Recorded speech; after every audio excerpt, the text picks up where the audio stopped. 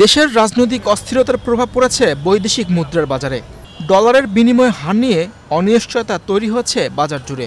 রাজনৈতিক অনিশ্চয়তায় আমদানি কার্যক্রমে স্থবিরতা দেখা দিয়েছে, ফলে বাজারে ডলারের চাহিদা কিছুটা কমেছে।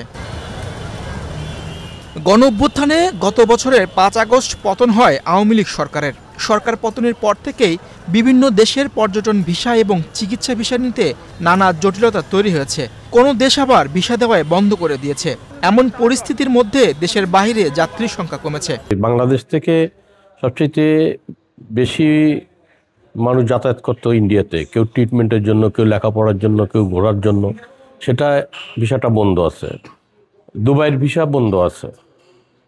তো এই সমস্ত কারণে আপনার চাহিদাটা একটু কম। এই পট পরিবর্তনের পর বিশ্বের অনেক দেশেই বর্তমান অন্তর্বর্তীকালীন সরকারকে আমাদের রেগুলার গভর্নমেন্ট হিসেবে এখনও ট্রিট করতে পারে নাই, যে কারণে বিভিন্ন দেশে আমাদের ভিসা জটিলতা সহ অনেক ধরনের জটিলতা শুরু হয়েছে, যে কারণে ট্রাভেলারের সংখ্যা কমে গেছে।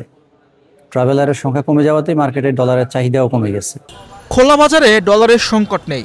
মানি চেঞ্জার্স ব্যবসায়ীরা প্রতি ডলার কিনছেন ১২৩ টাকা ৮০ পয়সায়, বিক্রি করছেন ১২৪ টাকা ৮০ পয়সায়। তবে এক্ষেত্রে ব্যাংকে ডলারের দাম কিছুটা ভিন্নতা রয়েছে। গত এক সপ্তাহের ব্যবধানে ব্যাংকে প্রতি ডলারের দাম বেড়েছে ১৫ পয়সা থেকে শুরু করে ৭০ পয়সা। মানি চেঞ্জার্স অ্যাসোসিয়েশন অব বাংলাদেশের তথ্যমতে বিগত সময়ের চেয়ে ঢাকায় ডলার বিক্রি কমেছে ৬০%। তবে সবচেয়ে বেশি বিপাকে পড়েছেন মফস্বলের ডলার বিক্রেতারা। তাদের ডলার বিক্রি কমেছে ৯০%। মাস শেষে দোকান ভাড়া তুলতেও হিমশিম খাচ্ছেন তারা। তবে এসবের মাঝেও ডলারের বাজার স্থিতিশীল রয়েছে বলে জানিয়েছেন ব্যবসায়ীরা। বৈদেশিক মুদ্রা বাজার উন্মুক্ত, তাই না?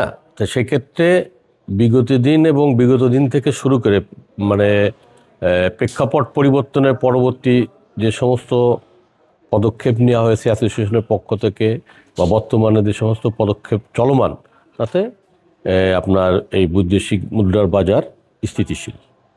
আওয়ামী লীগ সরকারের সময়ে একটি এলিট শ্রেণীর বিদেশ ভ্রমণ বেশি ছিল, তবে সরকার পতনের পর শ্রেণীটি গা ঢাকা দিয়েছে। দেশের এমন পরিস্থিতিতে নির্বাচিত সরকার ছাড়া সব সমস্যার সমাধান করা সম্ভব নয়। নির্বাচিত সরকার আসলে ডলারের চাহিদা বাড়বে বলে মনে করেন সংশ্লিষ্টরা। পলিটিক্যাল গভর্নমেন্ট আসলে এই চাহিদা, আমরা এখন মনে করতেছি যে চাহিদা বাড়বে।